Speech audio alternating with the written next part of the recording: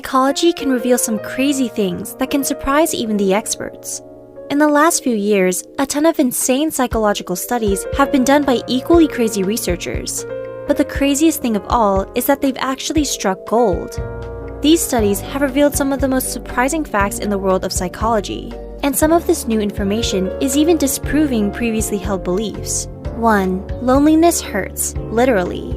An amazing study has recently discovered that the emotion of loneliness does incredible harm on both our mind and body.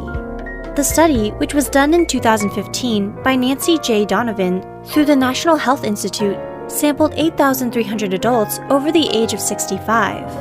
Every 2 years, they were surveyed, and at the beginning, 17% of them admitted they suffered from loneliness. Over the next 12 years, the researchers realized that the people who said they were suffering from loneliness were suffering from a 20% faster decrease in cognitive ability and brain function. A separate study showed that those who were suffering from loneliness had an almost 15% higher chance of dying prematurely. 2. Having sexual fantasies means you're healthy, not sick-minded. People with weird sexual fantasies have long been considered mentally unstable or weird. But a new study that came out in 2013 suggests that those with sexual fantasies are actually mentally healthier than those who don't. A study, which was released in the Journal of Sexual Medicine, has a lot of people rethinking sexual fantasies and kinks. 902 people who practiced BDSM were compared with 434 people who just had normal sex. The results were surprising. Those who practiced BDSM were less neurotic, more open with their partners, and more sensitive and open to rejection. Not only that, but they seemed to be more secure in their relationships and were generally happier. 3. Facebook will make you depressed. Everyone who is addicted to Facebook needs to listen up right now. A new study released in 2015 by the Palo Alto University and the University of Houston has discovered that increased Facebook usage is linked to depression. That's right, the technology that is supposed to connect us with our friends is actually making us more lonely and depressed. Why is this? According to the study, which was published in the Journal of Social and Clinical Psychology, this is because people are comparing themselves to other people. In other words, Facebook turns our social life into a competition of who has the most friends and who is having the most fun.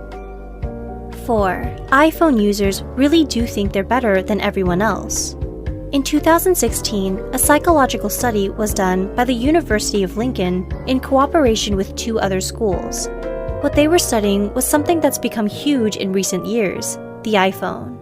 The choice of whether a user chose Apple or Android revealed a lot about their personality. Dr. David Ellis of Lancaster University said, "In this study, we demonstrated for the first time that an individual's choice of smartphone operating system can provide useful clues when it comes to predicting their personality and other individual characteristics." In other words, the smartphone has become an extension of ourselves, including our personality.